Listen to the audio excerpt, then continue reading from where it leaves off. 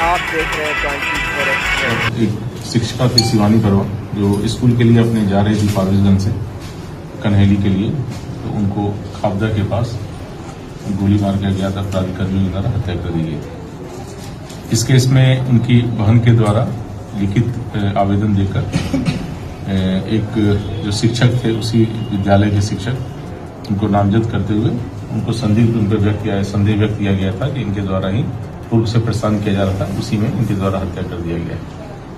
हम लोग के द्वारा जो टेक्निकल है और सीसीटीवी फुटेज वगैरह है उसके पूरी तरह अध्ययन किया गया।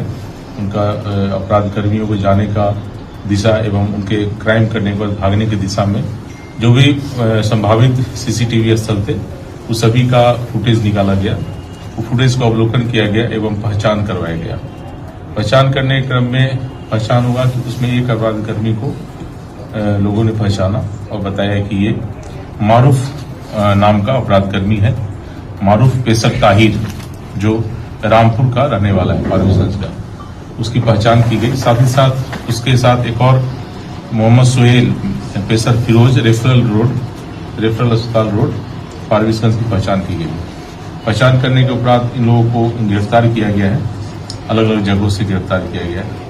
गिरफ्तारी के उपरांत इनसे पूछताछ की गई तो इनके द्वारा स्वीकार किया गया कि हाँ, इन्हीं के द्वारा 3 तारीख को उस जगह पर जाके FZ यामाहा मोटरसाइकिल से वो गए थे और उनके द्वारा उस शिक्षिका की हत्या कर दी गई थी। पूछताछ में मालूम चला कि इन्हें हत्या जो करना था वो किसी और शिक्षिका का करना था। वहीं खाबदा के बगल में ही भवानीपुर प्राथमिक विद्यालय है, उसमें एक शिक्षिका पढ़ाती है जिनका अवैध संबंध या कहिए कि दोस्ती फारबिसगंज में ही फारबिसगंज के रहने वाले अपना इलेक्ट्रॉनिक्स है, जनता इलेक्ट्रॉनिक्स का मालिक है, उसके साथ था।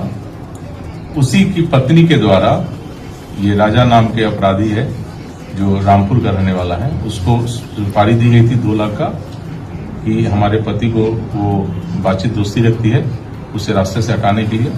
वो भी संजोगवश वो शिक्षिका भी उसी रूट से जाती है और स्कूटी से ही जाती है, तो उसी का लोकेशन ये लोग दिया गया था इसको मारने के लिए। और उसी मारने के कारण उसी का पीछा करते हुए ये लोग पहले से क्रिमिनल जो दोनों था ताहिर और सोहेल और सोहेल और मारूफ दोनों पहले से वहां इंतजार कर रहा था।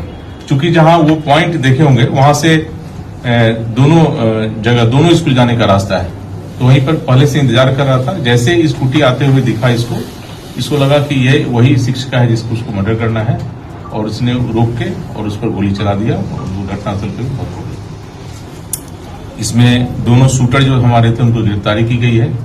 उनके स्वीकारोक्ति बयान के आधार पर घटना में जो प्रयोग किया गया था देसी कट्टा, उसकी बरामदगी की गई है।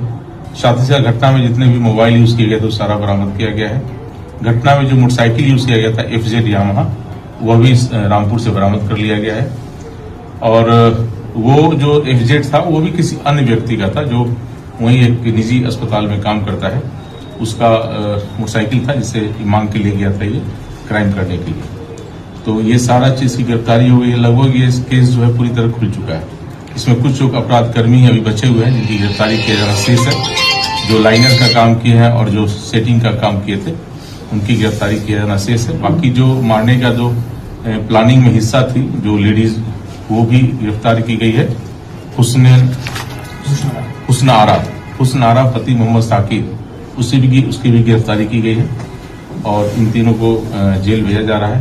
इसमें जो प्रथम दृष्टया जो हम लोग को नामजद अभियुक्त जिनको संदेह के आधार पर बनाया गया था उसके विषय में भी जांच पड़ताल किया गया है पूरी तरह। चूंकि प्राथमिकी अभियुक्त है तो हम लोग उसे डिटेन करके पूछताछ कर रहे थे, लेकिन उसके विरुद्ध अभी कोई हमारे पास साक्ष्य इस मर्डर केस में हाथ होने का साक्ष्य अभी तक नहीं आया है। और ये जो मर्डर किया गया था, आप लोग जैसे पता चली गया कि ये मर्डर पूरी तरह किसी और का मर्डर करना था, किसी और शिक्षिका का, और वो गलतफहमी में किसी को समझ के इसका मर्डर कर दिया गया। इसमें जो 3 गिरफ्तारी हुई है, इसमें जो एक अपराध कर्मी है जो वो वहां का जो स्थानीय आपके यहाँ का कोई मुखिया है, वो भी पहले से आपराधिक चरित्र का व्यक्ति रहा है, उसी का भतीजा है। उसको जैसा अभी हमको मालूम चला अनुसंधान में कि उसको पनाह देने का काम वो कर रहा है। तो ऐसे लोगों पर भी